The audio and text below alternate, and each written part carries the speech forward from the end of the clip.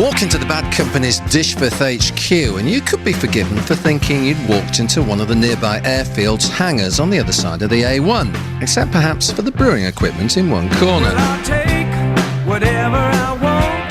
But this is soon to be the bridgehead of Yorkshire's assault on the potentially lucrative whisky market.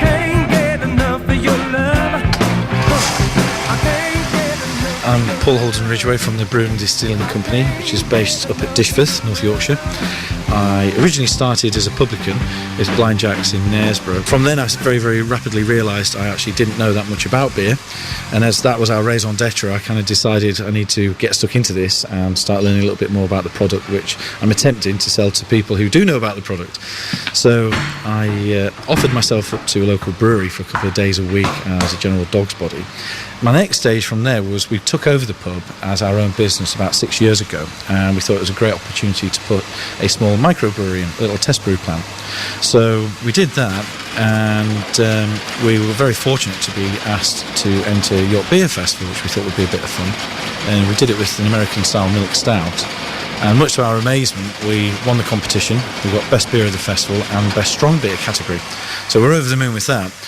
Off the back of that, a very good friend of ours, David Brown, he came forward and he said to us, do you want to do a large brewery?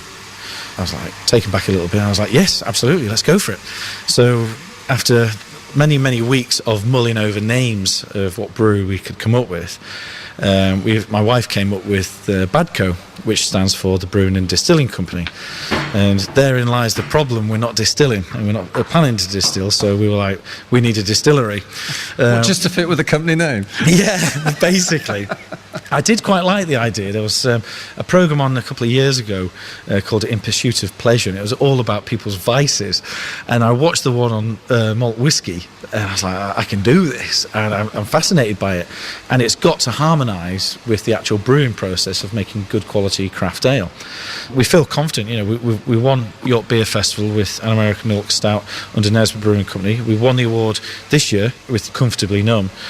And both times we believe it was because there were two unique products. Well, if we can replicate that again with a gin, with a whiskey, and make it unique to us. Whiskey, it's Scottish, isn't it? Can Yorkshire distill its own whiskey? Yeah, definitely. The whiskey's been, it gets distilled in America. They've got the bourbon, but they are doing... that's very different, isn't it? Has it got a different taste to it? Yeah, very different. A lot of that's because of the wood. They do also use different ingredients, not necessarily malted barley to begin with. But there are people replicating Scottish whiskies over there and doing it very well. And of course, the Japanese are doing it. Yeah, absolutely. The Japanese are doing it incredibly well. They've just won, I believe it's best whiskey this year. Fantastic. The Scots? Slightly, yeah. There wasn't a Scottish whiskey in there, I don't think, which I think was a little bit shocking. But also, the Welsh are doing a whiskey, so why not Yorkshire? Once you've got the actual distillation process down and you know how to operate the plant, it's actually not that difficult to do everything what they're doing up in Scotland and doing it very, very well down here in Yorkshire. We've got the malted barley, we've got the yeast is easy to get hold of, and so all we're doing is replicating the process. There's been this massive resurgence in Yorkshire. Everything's about Yorkshire these days, and so why not do a Yorkshire whiskey? So why's it not been done before? I don't know. I've no idea. I think it's basically because of the timeline. People don't want to commit to, if you're only going to do whiskey, then, you're going to have to sit on it for absolutely years. You're not going to get a return on your money. But we're in an incredibly fortunate position that we have the brewery, and if we get like a long head, for example, put onto the still plant, we can get the light vapours, so we can make gins with it as well. So we can start getting money back on it. Yes, because gins are not such an ageing process. In fact, it's immediate, isn't it? So you're going to be distilling gin as well. Yeah. We're going to be doing like a lot of the Scotch brews. A lot of those guys, they do gin for people, and traditionally have always provided the spirit for gin distillers down in London. So why not? So what characteristics will a Yorkshire whiskey have? And we're going to have to wait some time, aren't we, before we taste this? Oh yeah, it's a long-term time investment. We're definitely going to do some whiskey what will be going into bourbon casks, and we've got some over here, haven't we? Yeah. It's bizarre because bourbon tastes nothing like whiskey, but whiskey can rely on casks from America to give it that flavour. Yeah. The most popular cask what comes into Scotland is bourbon. The Americans have a law where they're only allowed to use it once. It comes over here. Each barrel only used once? Yeah. Over here we're allowed to recycle them, so that's great. you can recycle the woods, experiment with different flavours from the wood. Gives the flavour though, isn't it? Yeah, totally. And so we'll be, to begin with, just because of convenience, it's all we could get.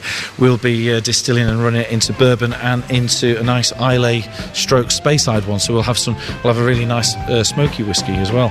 But like I say, that's going to be possibly 8 to 10 years, and then hopefully in 8 to 10 years we'll have a great whiskey.